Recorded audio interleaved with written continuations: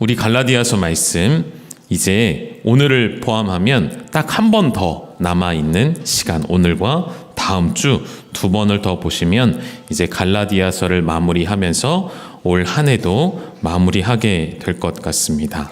갈라디아서를 떠올릴 때 여러분이 핵심적인 단어들을 이제는 잊지 않으셔야 합니다. 핵심적인 단어들이 몇 가지가 있었어요. 그 중에 대표되는 것이 율법이었죠. 그리고 그 반대 개념으로서의 복음을 이야기했고, 그리고 나서는 성령님을 기억하셔야 하고, 그 다음에는 자유라는 단어를 꼭 기억하셔야 합니다. 그래서 오늘은 그 자유가 어떠한 자유인지 함께 보려고 하고요. 지난주에 갈라디아서 5장 1절을 읽으셨습니다. 다시 한 번만 5장 1절을 띄워주시고 함께 읽도록 하겠습니다. 시작. 그리스도께서 우리를 자유롭게 하려고 자유를 주셨으니 그러므로 굳건하게 서서 다시는 종의 멍에를 매지 말라. 아멘. 이 구절에서 가장 중요한 것은 바로 자유입니다.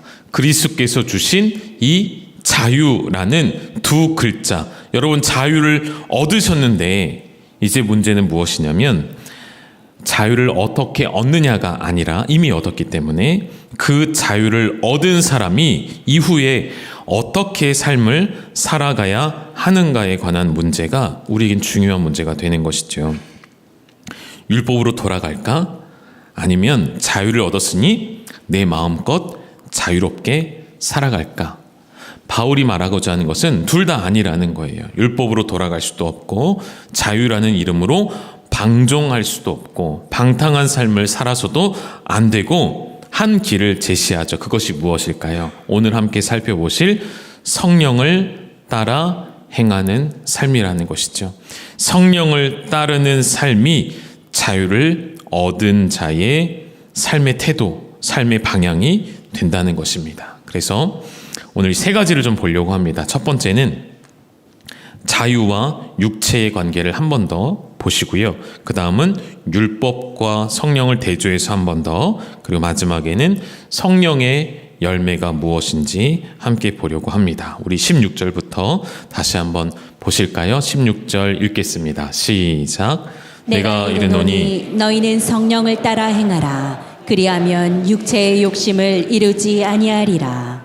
아멘. 바울이 단호하게 말합니다. 성령을 따라 행하는 길만이 육체의 욕심에서 벗어나는 길이다. 다시 말하면 중요한 부분입니다. 율법을 지켜서 육체의 욕심에서 벗어나라는 것이 아니죠.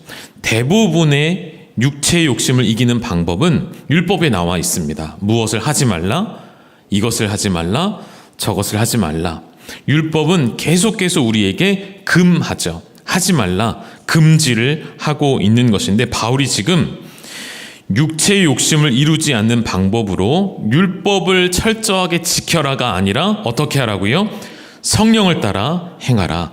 성령을 따라 살라. 그리하면 육체의 욕심을 이루지 아니하리라 말씀하고 있습니다. 여러분, 육체를 무엇이라고 규정해야 할까요? 단순히 우리의 몸을 말하는 것이 아니라 우리의 어떤 감정, 우리의 어떤 정욕만을 말하는 것이 아니라 더 포괄적으로 본다면 하나님이 없이 스스로 살 수 있다고 생각하는 인간의 모든 본성을 다 포함하고 있는 것이죠.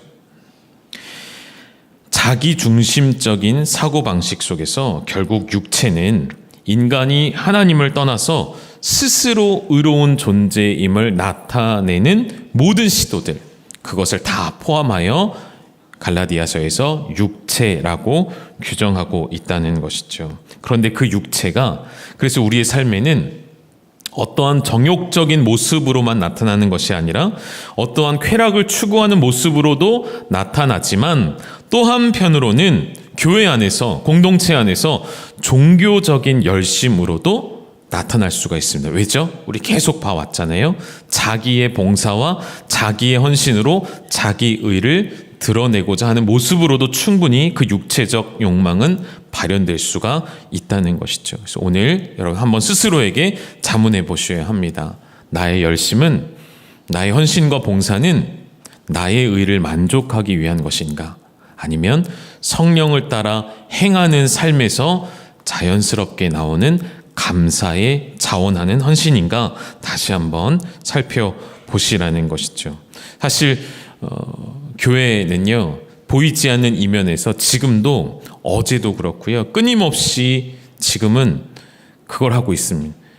밀당을 하고 있습니다. 어떤 밀당일까요? 집사님 목자 하셔야죠. 집사님 이제 연말인 다음 주면 이제 목자 임명할 건데 목자 하셔야 되지 않겠습니까? 그거 열심히 하고 있습니다. 뒤에서는 열심히 막 그러고 있는데요, 앞에서는 교회가 평안하게 잘 지나가는 것 같죠. 뒤에서는 그렇진 않습니다. 그러나 한편으로는 강요해서는 안 되는 자리라는 생각이 자꾸만 들게 되어집니다. 억지로 할 수도 없는 자리이고 자원하여 기꺼이 섬기는 자리여야 한다는 것이죠. 17절의 말씀을 보면, 그래서 바울은 육체의 소욕과 우리 안에 내주하신 성령님께서 끊임없이 싸운다라는 표현을 합니다. 그러니까 여기에 우리 현실적인 그리스도인의 삶의 모습이 나타나는 거예요. 성령을 받으면 죄와의 갈등이 없을까요? 죄와의 싸움이 없을까요? 아니라는 것이죠. 이 싸움은 우리가 구원받지 못했기 때문에 구원을 얻기 위해 싸우는 싸움이 아니라 이미 구원을 얻은 우리가 성령을 따라 행하기 위해 싸우는 날마다 지속되어지는 싸움이어야 한다는 것이죠. 다시 말하면 여러분 안에 이러한 영적인 싸움이 있다는 것은 여러분이 실패하고 넘어졌다는 의미가 아니라 성령님께서 여러분 안에 살아 역사하시기 때문에 여러분에게는 고민이 있고 갈등이 있다는 것이죠. 18절로 넘어가 보실게요. 너희가 만일 성령의 인도하시는 바가 되면 더 이상 어떤 존재가 되죠? 율법 아래에 있지 않은 존재. 이 말은 율법이 우리에게 아무런 힘을 못 미친다는 것은 아닐 것입니다. 혹은 율법이 아무런 쓸모가 없다는 이야기도 아닐 것입니다. 다만 율법이 더 이상 구원의 조건이 될 수 없다. 율법이라는 것이 차지하고 있던 자리가 너무나도 컸죠. 묘사를 해본다면 아마 이스라엘 백성들의 머리 위에는 항상 율법이 있었던 것입니다. 어딜 가든지 율법이 내 머리 위에서 나를 지배하고 통제해왔던 삶을 살아왔던 것이죠. 그러나 이제 더 이상 율법이 우리의 머리가 될 수 없고 우리의 머리는 오직 예수 그리스도만이 되시는 것이죠. 율법이 더 이상 구원의 조건이 아닙니다. 그러나 성령님이 오심으로 말미암아 그 율법은 이제 이미 우리의 삶의 규범이 되어서 내재가 되어서 그 율법이 우리를 강요하는 것이 아니라 기쁨으로 질서를 지켜가는 성숙함이 우리에게 나타나게 되는 것이죠. 그것이 이제는 육체의 일을 버리고 성령의 열매를 맺게 되는 삶으로 나아가게 되는 것인데, 바울이 19절부터 두 가지 대조를 시킵니다. 하나는 육체의 일이죠. 쭉 나열되어 있는 단어들을 좀 보실까요? 눈으로 보시죠. 음행, 더러운 것, 호색, 우상숭배, 주술, 원수 맺는 것, 분쟁, 시기, 분냄 쭉 해서 마지막에 술 취함과 방탕함까지. 여기서 여러분 잘 보시면 여기에 나와 있는 이 육체의 일이라고 표현되어져 있는 목록들이 단지 신앙의 세계 안에서 혹은 종교적으로 짓는 죄를 그것만을 말하는 것이 아니라 사회 공동체의 죄도 다 함께 들어가 있습니다. 그러니까 육체의 일이라는 것이 반드시 어떤 개인적인 일탈로 개인의 윤리를 무너뜨림으로만 나타나는 것이 아니라 공동체의, 빨리 전화 받으세요. 공동체의 관계가 파괴되고 분열되는 것으로도 나타날 수 있다는 것을 볼 수가 있습니다. 그래서 바울이 엄하게 경고하는 거예요. 이러한 육체의 일을 끊임없이 취하는 자들은 21절 끝에 이렇게 되어 있습니다. 이런 일을 하는 자들은 하나님의 나라를 유업으로 받지 못할 것이요. 여러분, 이 부분을 가지고 구원의 탈락을 말하고자 하는 것이 아니라 이러한 일이 내 삶에 가득 차 있는 사람은 결국 그들의 주인이 하나님이 아니라 원수임을, 나를 통치하고 다스리시는 분이 하나님이 아니라 나 자신이며 육체라는 사실을 드러내는 것입니다. 여러분 다시 오해하지 마시고 잘 들으십시오. 이 21절에 하나님 나라를 유업으로 받지 못한다는 것은 그럼 결국 행위로 구원을 얻느냐 이 문제가 아니라 그 사람의 삶의 방향이 그 사람의 주인이 누구인가 무엇인가를 드러내는 고백이 된다는 것이죠. 이 육체의 일에 비교하여서 갈라디아서 5장 22절과 23절에는 성령의 열매가 등장을 합니다. 우리 같이 한번 읽어주시죠. 시작. 오직 성령의 열매는 사랑과 희락과 화평과 오래 참음과 자비와 양성과 충성과 온유와 절제니 이 같은 것을 금지할 법이 없느니라. 아멘. 이 성령의 열매 중에 여러분은 어떤 것을 가장 좋아하시나요? 이 중에 하나만 택해라 한다면 어떤 열매를 택하겠습니까? 많이 들어보셨을 거예요. 성령의 열매는 9가지이지만 그러나 하나이다 라는 이야기 들어보셨죠? 우리말로도 성령의 열매들이 아닌 복수가 아닌 단수, 원어에서도 단수로 쓰여집니다. 하나라는 거, 이 모든 열매는 다시 말하면 각양각색 내가 취사 선택하는 문제가 아니라 성령님을 모시고 있는 영혼은 이 모든 열매들이 자연스럽게 맺혀지는 성도여야 한다는 것을 보여줍니다. 우리 개혁주의 신학에서 말하는 성화라는 것은 인간의 노력을 말하는 것이 아닙니다. 당연히 훈련도 필요하고 지속적인 반복도 필요하지만 그것으로 궁극적인 성화를 얻는다고 말하지 않거든요. 진짜 성화는 무엇일까요? 우리 안에 성령 하나님께서 내주하시고 그 성령님을 따라 걸어갈 때에 그 성령님의 생명력이 우리 안에서 자연스럽게 열매 맺게 되어서 나타나는 것, 그것이 바로 성령의 열매라는 것이죠. 로마서 8장 4절에 보면 그래서 육신을 따르지 않고 그 영을 따라 그 성령님을 따라 행하는 자들에게는 어떤 일이 일어났죠? 이미 율법의 모든 요구가 완벽하게 이루어졌기 때문이라는 것입니다. 다시 정리할까요? 여러분, 성령의 열매는 노력으로서 얻어지는 것이 아니라 노력으로서 맺는 것이 아니라 내 안에 계신 성령님이 계심으로 말미암아 자연스럽게 나오는 열매들이어야 한다는 것이죠. 예수님이 이 나무에 관해 혹은 열매에 관해 말씀하실 때 이렇게 비유로 말씀하셨어요. 마태복음 12장에 가시면 나무도 좋고 열매도 좋다 하든지 나무도 좋지 않고 열매도 좋지 않다 하든지 하라 하시면서 마지막에 뭐라고 하셨죠? 그 나무를 알려면 무엇으로 알죠? 어떤 열매를 맺는가를 보셔야 한다 말씀하셨어요. 이 부분을 조금 적용해 볼까요? 여러분, 이 나무가 사과나무라는 것을 무엇을 통해 알 수 있을까요? 이미 어르신들은 많이 보셨기 때문에 열매를 보지 않아도 그 나무를 아실 거예요. 그러나 우리 아이들의 기준에서 한번 볼까요? 이 나무가 배나무라는 것을 우리 아이들 뭘 보고 알까요? 주렁주렁 열려있는 열매들을 보고 배가 열려있는 것을 보고 아, 이것이 배나무구나. 사과가 열려있는 것을 보고 이것이 사과나무이구나 라는 것을 아는 것처럼 여러분, 그 나무는 내가 사과를 맺기 위해 부단히 애를 쓰며 노력하는 것이 아니죠. 물론 식물학적으로 그 안에서 작용이 있고 현상이 있겠지만 이 나무가 내가 더 좋은 열매를 맺기 위해 더 좋은 토양으로 옮겨가야지, 더 물이 많은 곳으로 옮겨가야지 이런 노력을 하지 않는다는 거예요. 내가 이 열매를 맺으려면, 나무가 열매를 맺으려면 딱 한 가지만 있으면 됩니다. 그것은 무엇이냐면 이 나무가 살아 있으면 되는 것이죠.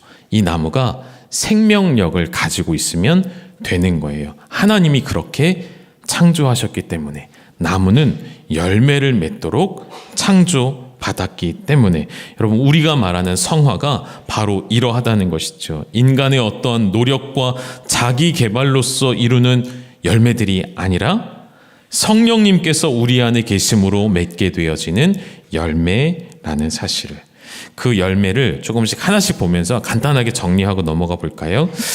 첫 번째 거론되어진 열매는 사랑이라는 열매였습니다. 여기서 말하는 사랑이라는 것은 남녀 간의 그냥 육체적 사랑을 말하는 것이 아니라 혹은 감정적인 사랑을 말하는 것이 아니라 하나님의 사랑을 의미합니다. 그리스도의 십자가의 사랑, 아들을 내어주심으로 확증하신 사랑. 우리 로마서 5장 8절 말씀으로 확인해 볼까요? 같이 있습니다. 시작. 우리가 아직 죄인 되었을 때 그리스도께서 우리를 위하여 죽으심으로 하나님께서 우리에 대한 자기의 사랑을 확증하셨느니라. 아멘. 성령님께서 하나님의 이러한 사랑을 우리에게 부어주셨다는 거예요. 우리가 어떠한 존재였는데 하나님께 사랑받았습니까? 죄인 되었을 때에.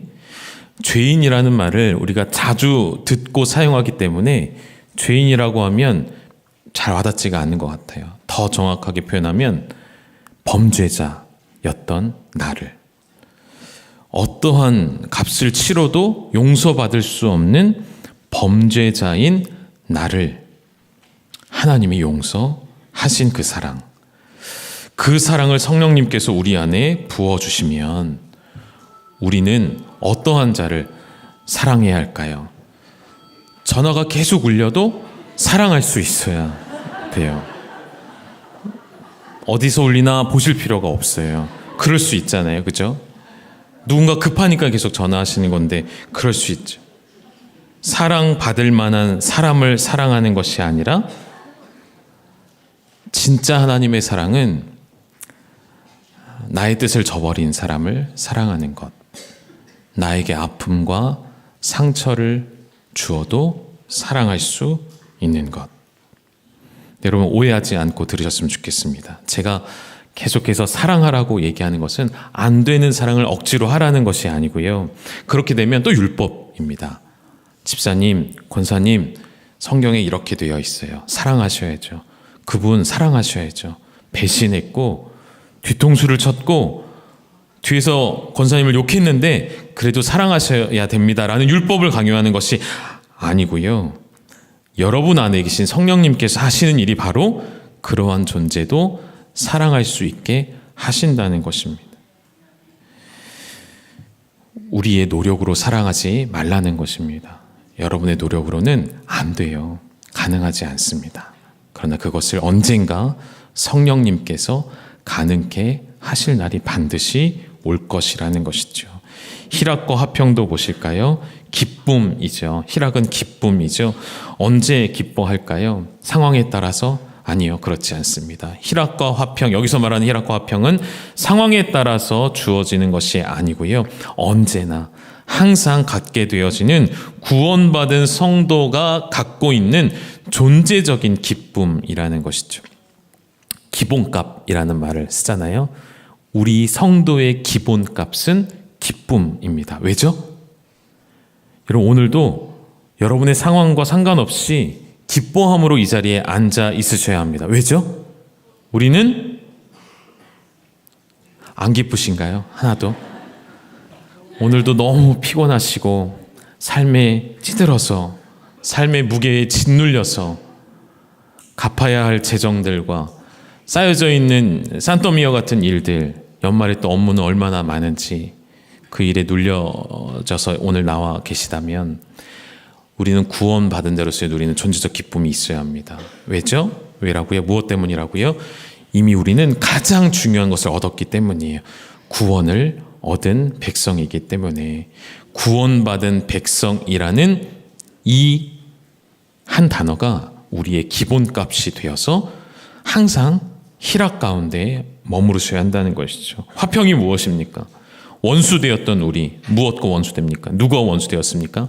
하나님과 원수되었던 우리에게 성탄의 기쁨이 무엇입니까? 주님이 찾아오셔서, 예수님이 오셔서 하나님과 화목하게 하신 것이죠. 그것이 진짜 화평이라는 것이죠. 화평은 더 이상 갈등이 없는 상태를 말하는 것이 아니라 어떠한 갈등 상황이 있고 어떠한 부딪힘이 있고 어떠한 흔들리는 상황이 있을지라도 하나님과의 관계 속에서 누리는 화평, 하나님과의 관계 속에서 누리는 그 평안함. 율법 아래에 있으면 지속적으로 불안할 수밖에 없습니다. 왜죠? 율법은 계속 우리에게 무엇을 하라 혹은 하지 말라 요구하고 있기 때문에. 그러나 아까 말씀드렸죠. 성령을 따라 행하는 사람에게는 율법의 요구가 이미 다 이루어졌기에 불안하지 않습니다. 주님이 주시는 화평을 누릴 뿐인 것이죠. 여러분 혹시 부부의 관계는 율법적 관계인가요? 부부의 관계는 어떤 관계인가요? 율법적 관계가 아니죠. 만일 율법적 관계라면 여러분 가정을 잘 살펴보십시오. 부부간에 계속 묻는 거예요. 당신 이거 했어? 당신 나한테 얼마나 해줬어? 당신 이렇게 하면 안 돼. 등등의 남편과 아내의 자격 조건을 걸어놓고 혹시 부부의 관계를 이루고 계십니까? 그렇다면 그것은 매우 안타깝게도 율법적 부부의 관계일 뿐인 것이죠. 그러나 참 성경적인, 참 성령 안에 거하는 믿음의 가정은 그 사람의 행위를 보지 않고 그 사람의 존재로서 기뻐하며 하나님이 짝지어 주신 것을 사람이 나누지 않고 그 가정의 중심에는 딱 한 가지만 있으면 됩니다. 무엇일까요? 내가 이룬 것이 아니라 하나님께서 다 이루셨다. 예수님께서 우리에게 오셔서 다 이루셨다라는 그 한마디 고백이 우리의 가정의 중심에 있으셔야 한다는 것이죠. 왜 우리 가정에, 왜 우리 부부관계에 화평이 없는가? 율법을 내세우고 있기 때문이에요. 여러분의 가정을 잘 돌아보십시오. 오래 참음을 보실까요? 오래 참음 역시도 관계 속에서 살필 수 있는 단어이죠. 특별히 하나님의 인내, 하나님의 오래 참으심에 우리가 참여하는 것이 성령의 열매 가운데 오래 참음의 열매입니다. 하나님이 어떤 일에 대하여 오래 참으셨을까요? 베드로후서 3장 9절 말씀을 확인하실게요. 함께 읽겠습니다. 시작. 주의 약속은 어떤 이들이 더디다고 생각하는 것 같이 더딘 것이 아니라 오직 주께서는 너희를 대하여 오래 참으사 아무도 멸망하지 아니하고 다 회개하기에 이르기를 원하시느니라. 아멘. 하나님이 누구에 대하여 오래 참으셨다고 되어 있죠? 너희에 대하여, 너희를 대하여 주께서 오래 참으셔서 멸망시키지 않고 회개하기를 기다리신다라고 말씀하십니다. 성령 하나님께서 우리 안에 이러한 하나님의 오래 참음의 성품을 심어주기를 원하시는 거예요. 종종 목자님들과 이야기를 나눌 때 목자님들에게 부탁을 드릴 때가 있습니다. 목자님, 그 목원을 포기하시면 안 됩니다. 3년 동안 연락 한 번 받지 않고 3년 동안 지속적으로 카톡방에서 들어왔다 나왔다를 반복하는 그 목원, 나가면 또 초대하고 나가면 또 초대하고, 참 목자들도 대단하죠. 징하죠. 너무 끈질기죠, 목자님들. 그게 다 그분들이 어떤 고집이 있어서가 아니고요. 하나님이 우리를 포기하지 않는 그 사랑 때문에 목자님들도 그 영혼을 포기하지 않는 겁니다. 그럼 새해 새로운 교구가 개편이 되어서 3월부터 시작하게 되어질 텐데 1, 2월 방학을 하고 그때 여러분에게 목자가, 새로운 목자가 여러분에게 연락이 갈 겁니다. 그러면 제발 답장 좀 해주세요. 카톡방에서 나가지 좀 말아주세요. 부탁을 드립니다. 목자님들에게 그런 부탁을 하는 이유는 하나님의 오래 참으심에 우리가 참여하는 일이 되기 때문이라는 것이죠. 성령으로 충만한 사람은 그래서 쉽게 포기하지 않습니다. 쉽게 분노하지 않습니다. 쉽게 사람을 정죄하지도 않는 것이죠. 다음 보실까요? 자비와 양선, 충성과 온유 묶어서 볼까요? 자비가 무엇입니까? 다른 이들의 연약함을 보고 마음에 감동이 오는 것입니다. 마음이 움직이는 것입니다. 양선은요, 그 마음의 움직임을 따라 실제 행동으로 나타내는 선을 말하는 것이죠. 누구처럼요? 예수님처럼요. 율법의 대표자인 바리새인들과 서기관들처럼 행하지 아니하시고 예수님은 그 율법 위에 사랑을 더하셔서 그들이 부정한 자이거나 그들이 사회적으로 죄인이거나 그들이 율법에서 규정하는 죄악 덩어리일지라 할지라도 예수님은 그들에게 손을 내미셨습니다. 왜요? 예수님이 오신 이유이기 때문에. 예수님처럼. 여러분, 교회는 높은 곳에 서는 것이 아니죠. 교회의 머리가 예수님이시라고 한다면 예수님이 이 땅에 낮은 자리로 오신 이유는, 그것이 목적 자체라고 말씀하신 이유는 그 영혼들을 품어내시고 그 죄인들을 살려내시기 위함이라면 여러분, 교회도 머리 대신 예수님처럼 행동해야 하죠. 근데 오늘날의 교회의 모습을 조심스럽게 비판해 본다면 교회가 높아지려고 합니다. 교회는 힘이 있는 자의 옆에 서려고 하죠. 권력자들의 옆에 서려고 합니다. 여러분, 그거는 사이비 그리고 이단들이 하는 짓입니다. 교회는 그럴 수 없습니다. 교회는 오직 예수님이 걸어가신 길만 따라가는 것이죠. 자비와 양선, 예수님처럼 손을 내미시는 성도가 되셔야 합니다. 충성과 온유, 여러분, 충성이라는 것은 단지 상급자에게 혹은 누군가에게 잘 보이려는 태도가 아니죠. 맡겨진 일에 고린도전서 4장 2절 말씀처럼 맡은 자들에게 구할 것은 충성이라 하신 것처럼 하나님 앞에서의 신실함입니다. 하나님 앞에서의 성실함을 말하는 것이죠. 그리고 그 충성은 온유와 함께 가는데요. 온유라는 것은 부드럽고 혹은 유약한 것을 말하는 것이 아니라 온유는 정말 힘이 있는 사람을 뜻할 때 온유하다고 말하는 것입니다. 힘이 있는데 그 힘을 어떻게 사용할까요? 절제하는 것이죠. 누구처럼요? 또한 예수님처럼. 우리 예수님 그 십자가에서 내려오실 수 있는 힘이 있으신 분이셨습니다. 세상을 다 뒤집어 엎으실 수 있는 힘이 있으신 분이셨어요. 로마의 압제에서 이스라엘이 벗어날 수 있게 하실 수 있는 능력이 있는 분이셨죠. 그 힘이 있으나 그 힘을 그렇게 사용하지 않으셨고, 당신이 죽음을 감당하시는 것에 힘을 쓰시는 온유함, 그것이 진짜 온유함이라는 것이죠. 여러분에게 어떠한 힘이 있으십니까? 교회는 힘이 있을까요? 없을까요? 세상 가운데 교회는 힘이 있습니다. 사람이 모이기 때문에 힘을 가지고 있어요. 그 힘을 잘못 사용할 때에 교회가 무너지고 본질이 타락하게 되는 것이죠. 오늘날 교회에게 가장 필요한 것이 있다면 온유함이라고 생각이 되어집니다. 마지막 열매가 절제였죠. 절제는 자유의 반대 개념이 아니라 자유를 지켜주는 울타리가 되어집니다. 성령 안에서 자유한 사람은요, 다 마음대로 하지 않습니다. 공동체 안에서 절제하며 질서를 지켜가는 것이 진짜 절제인 것이죠. 뒤에 세 구절만 읽으면서 좀 정리할까요? 이 세 구절의 공통점을 잘 보면서 읽어주시죠. 24절입니다.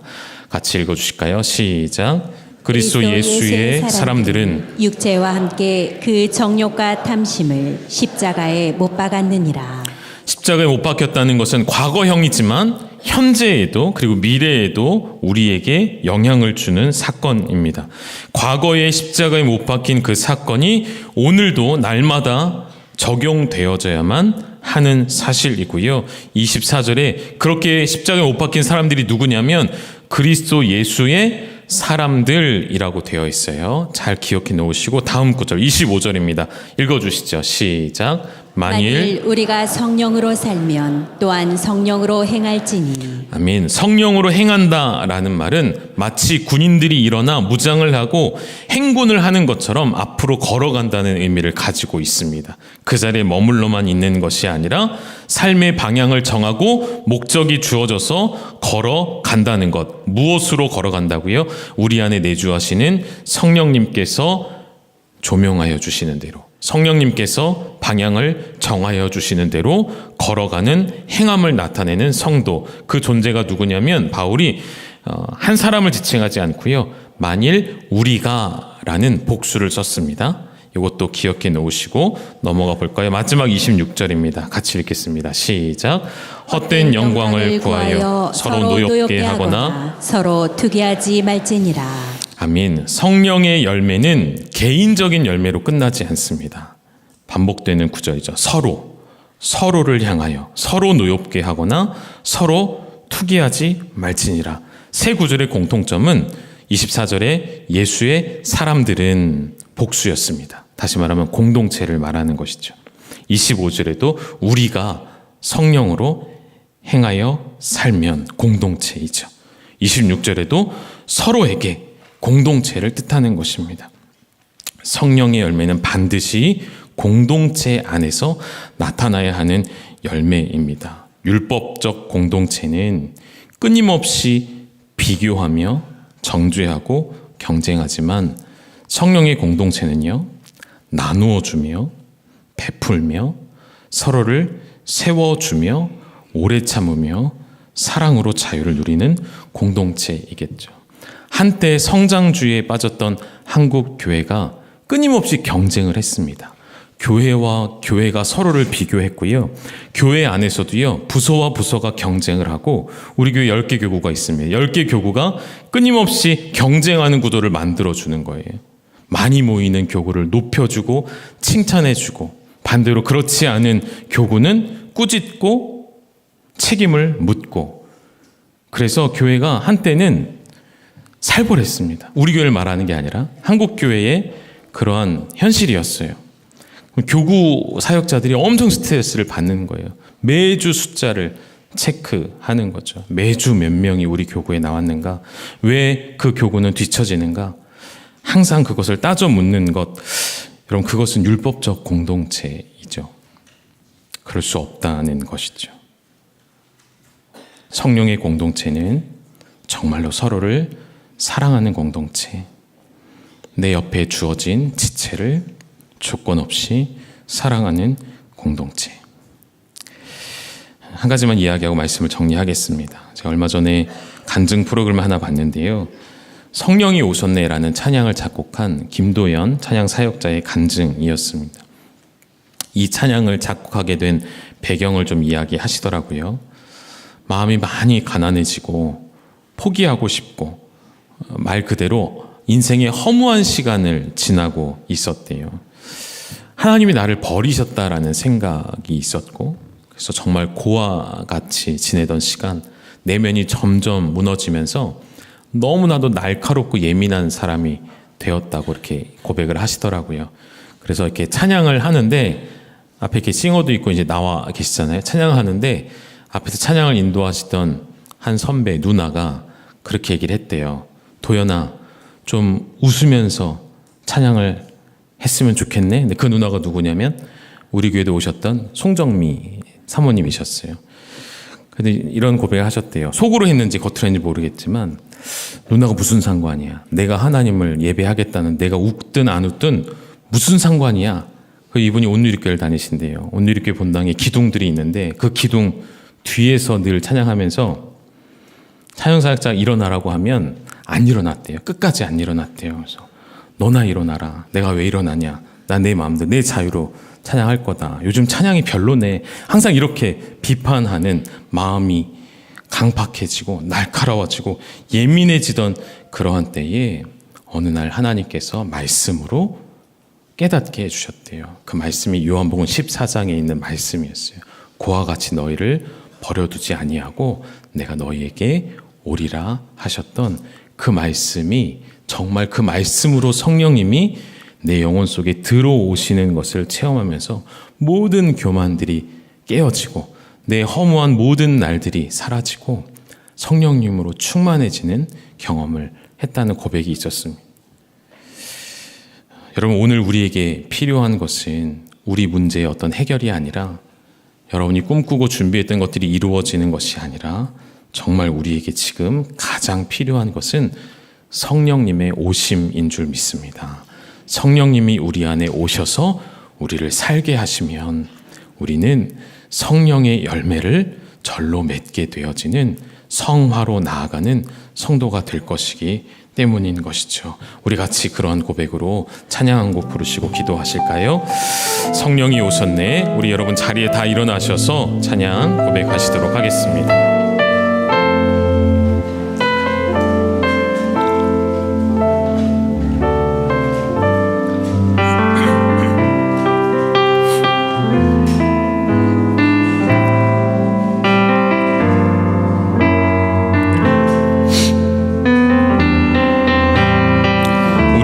성령님을 노래하겠습니다.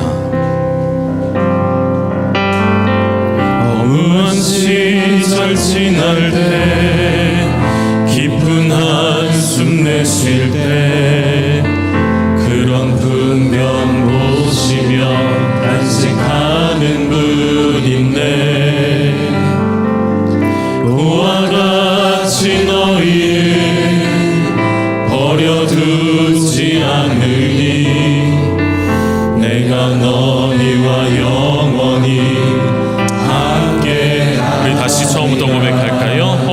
시절 지날 때 허무한 시절 지날 때 깊은 한숨 내쉴 때 그런 풍경 보시며 안식하는 분 있네. 그와 같이 너희를 버려두지 않으니 내가 너희와 영원히 함께하리라. 성령이 오셨네. 성령이 오셨네. 성령이 오셨네. 내 주에 보내신 성령이 오셨네. 우리 인생 가운데 친히 찾아오셔서 그 나라 꿈꾸게 하시네. 2절 고백할까요? 억눌린 자 갇힌 자, 억눌린 자 갇힌 자, 자유함이 없는 자, 피난처가 되시는 성령님 계시네. 주의 영이 계신 곳에 주의 영이 계신 참 곳에 자유가 있습니다. 참 자유가 있다네. 진리의 영이신 우리 다시 한번 고백합니다. 억눌린 자 갇힌 자, 억눌린 자 갇힌 자, 자유함이 없는 자, 피난처가 되시는 성령님 계시네. 주의 영이 계신 곳에 참 자유가 있다네. 진리의 영이신 성령이 우리 손을 들고 고백할까요? 성령이 오셨네. 성령이 오셨네. 성령이 오셨네. 내 주에 보내신 성령이 오셨네. 우리 인생 가운데 친히 찾아오셔서 그 나라 꿈꾸게 우리 마지막으로 고백합니다. 성령이 오셨네. 성령이 오셨네. 성령이 오셨네. 내 주에 보내신 성령이 오셨네. 우리 인생 가운데 친히 찾아오셔서 그 나라 꿈꾸게 하시네. 우리 합심하여 기도하실까요? 성령님 내 안에 충만하게 임재하여 주시옵소서. 진리의 영이신 성령께서 계신 곳에 내 영혼에 참 자유가 있습니다. 율법으로 돌아가지 않게 하시고 자녀된 신분으로 부르셔서 우리를 참 자유하게 하신 그 은혜 안에 머물기를 소망합니다. 성령께서 내 안에 오셔서 나를 살게 하심으로 성령의 열매 맺는 삶을 살아내게 하여 주옵소서. 우리 주의 이름 부르짖고 통성으로 기도하시겠습니다. 주여, 성령이 오셨네. 성령이 오셨네. 내 주에 보내신 성령이 오셨네. 우리 인생 가운데 친히 찾아오셔서 그 나라 꿈꾸게 하시네. 하나님 아버지, 오늘도 우리의 힘으로 설 수 없는